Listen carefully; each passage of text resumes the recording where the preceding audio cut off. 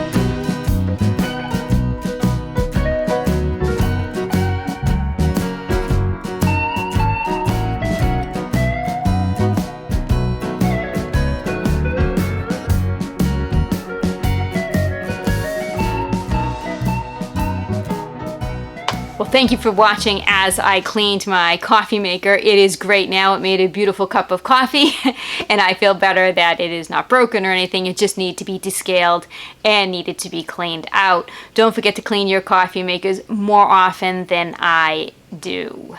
So why don't you go and clean out your coffee maker? Take care. Have yourselves a great day.